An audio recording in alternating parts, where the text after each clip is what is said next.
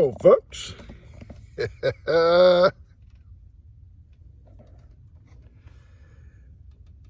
Big search, research.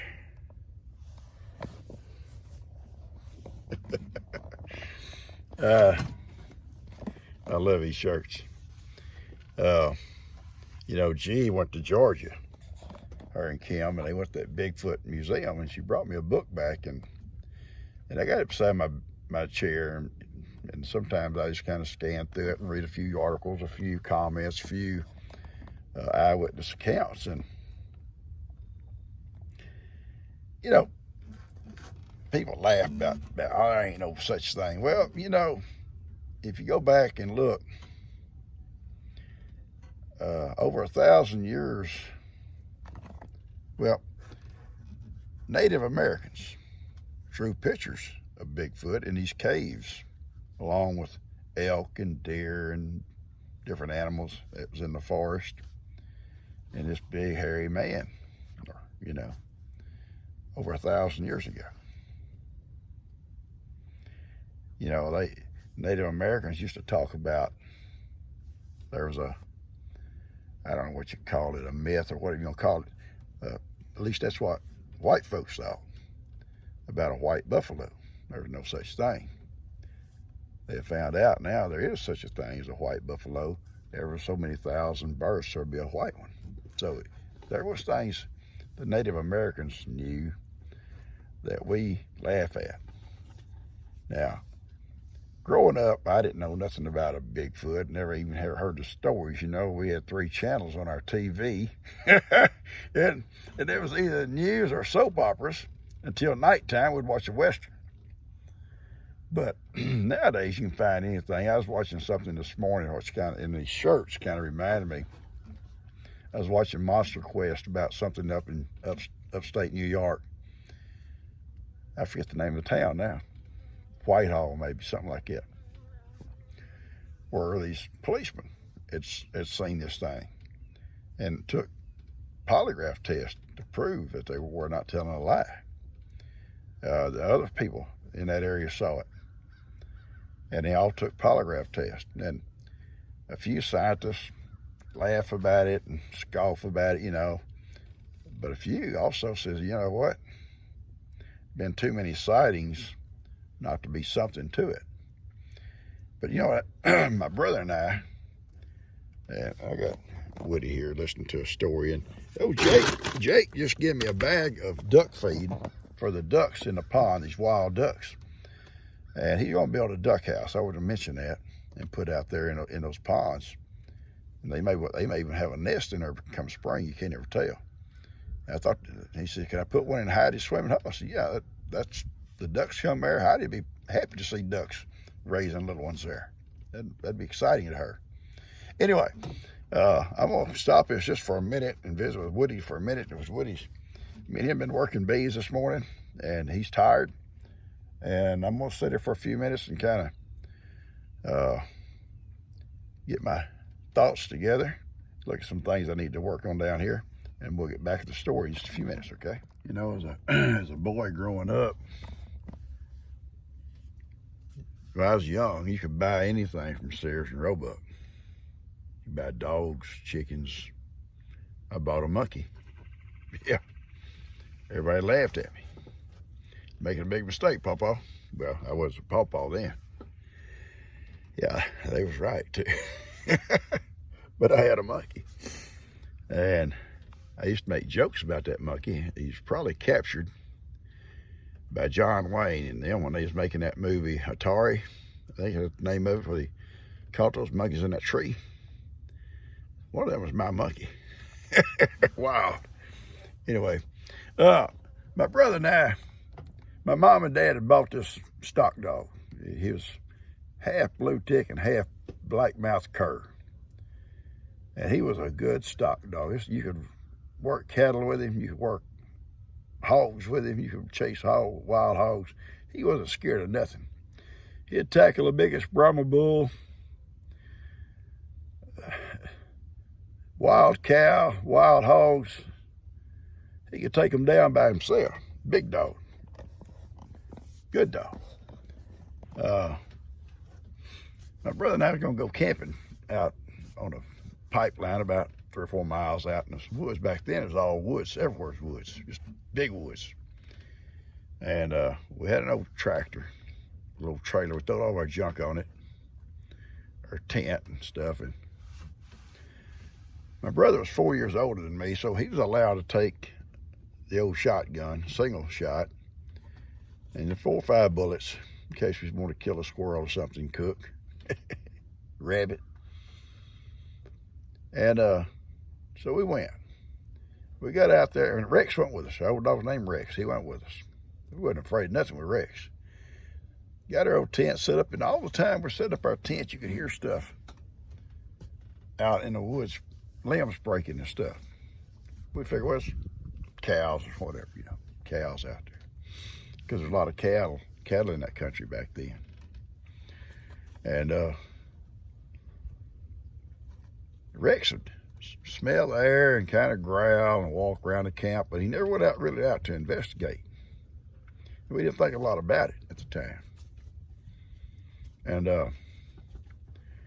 after a little while, don't get scared, Woody. Woody gets scared getting close.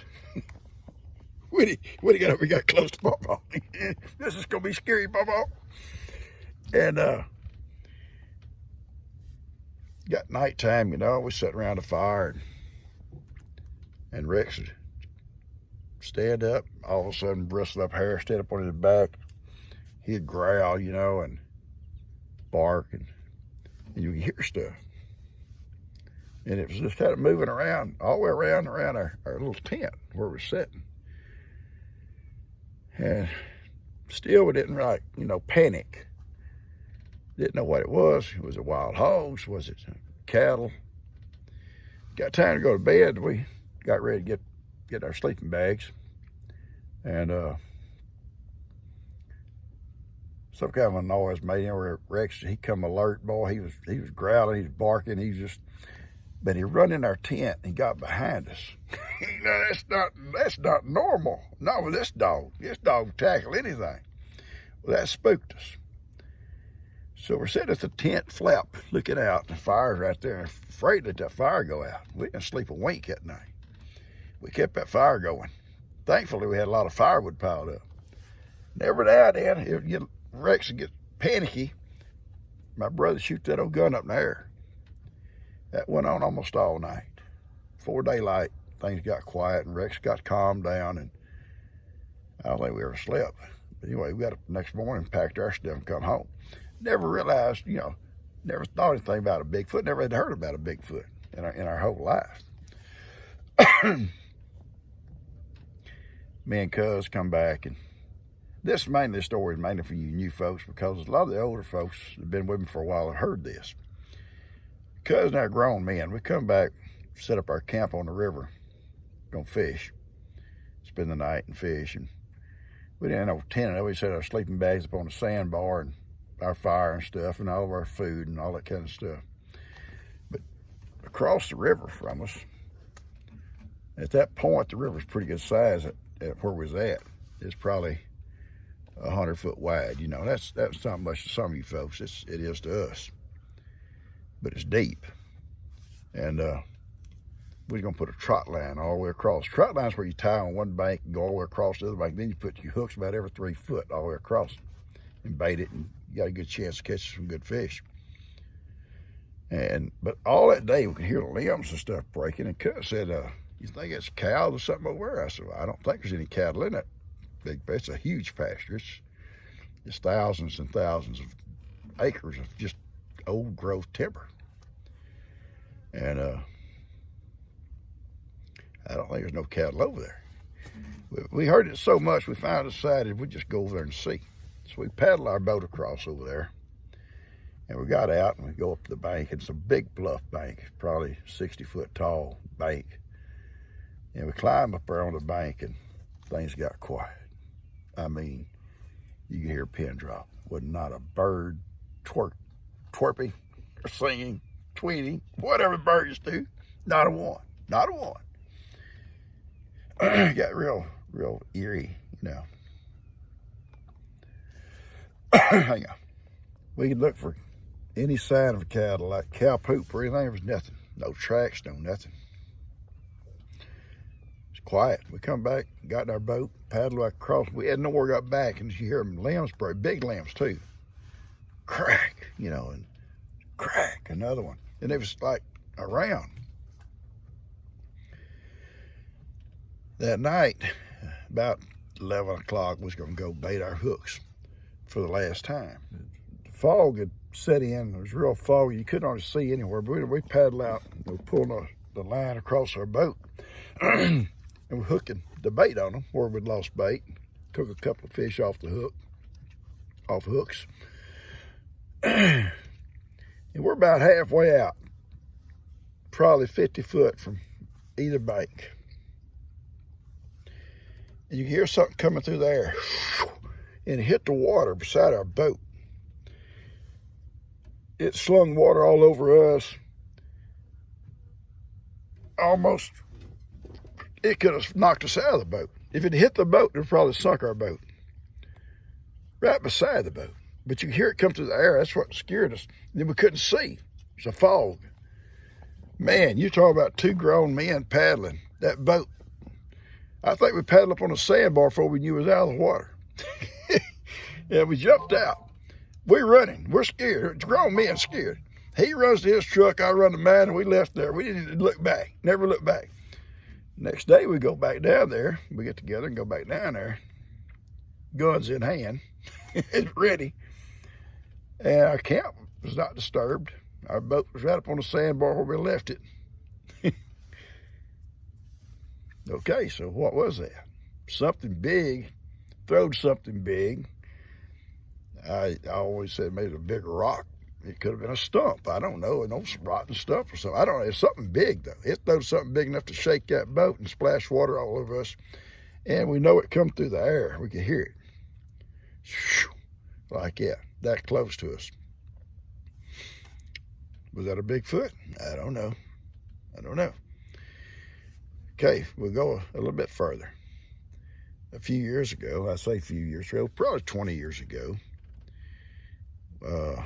we're playing paintball in the woods. You know, boys and Daniel and Lester and all their friends and me and Cuz and a bunch of other grown men too. Well, it was all grown, all, I guess, married and grown men. There were some boys playing too. Be 25 of us or so playing paintball in the woods. I'm coming down this trail. It's a leafy trail. And the fence is pushed down.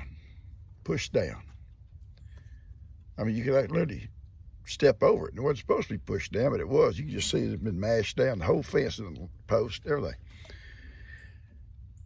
And up about 8 foot up, I had to reach up. There was a limb, a green limb. Now, it's a green tree. I think it was a cypress with a limb, but it's broke off about that far from the trunk of the tree, or the tree itself. A green limb. And there's a big gob of fur, hair. More like hair, I guess, than fur. I said, oh, my Lord, look at this. And I showed whoever was with me, looked at it. I said, I took it, put it in my pocket. I was going to bring it home to see what kind of fur it was, so we could find out. But whatever it was, broke that limb 8 foot in the air and hung that fur on it. Later on, I'm kind of imagining that's Bigfoot walking through there, stepped on that fence to push it down out of his way, and probably hung his shoulder or something on that limb. I was on the city council, and one of the men on the council said one night, someone had reported seeing something cross the road by the river bridge. It looked like a Bigfoot or an ape or something. And they all made jokes about it. It was probably somebody in a suit, you know, picking on people, and they named off a couple of different guys that'd be good for that. And both of them guys, they denied it. But then later on, I think it was Dan showed me some sightings in Liberty County where we live by different people, firemen and folks, a mother and her daughter on some of these roads out in this area. Excuse me. My throat just tickles. It just tickling. And my partner's asleep. So I'm talking to you guys. He don't even listen. And there have been sightings. I've never seen one. Probably scare me to death if I did. So far as I know, they've never hurt nobody, but they could. Easily could. Are there Bigfoot? Sasquatch? I don't know. I'm on the research team. I think there is. I think for all the sightings around not only in the United States, but around the world, there's been places, and they're called by different names in different areas. There has to be something. And for the Native Americans 1,000 years ago to draw pictures of them. And I was watching something that said some explorer that came to America, I forget which one it was. The Native Americans told him about these big, hairy men. Anyway, I think there could be. I truly do. A lot of folks laugh about it. Yeah, it's fine. Someone said, well, if they were out there, someone would find one. Well, maybe they bury their own. Maybe they're intelligent enough to stay hid. If one died, they could bury it. It's not impossible. All right, guys, that's my Bigfoot story. I'm rubbing my nose too, and I'm gonna get back home and get me something to eat, and kick back a little bit with G. And I hope you enjoyed the story. These are true things that happened to us, and I'm sure they're true to happen to other folks. Go on Monster Quest and look up some of this stuff. Pretty convincing. I love you guys. Subscribe if you like this. If you haven't, hit the like button if you liked it. Share it with a friend.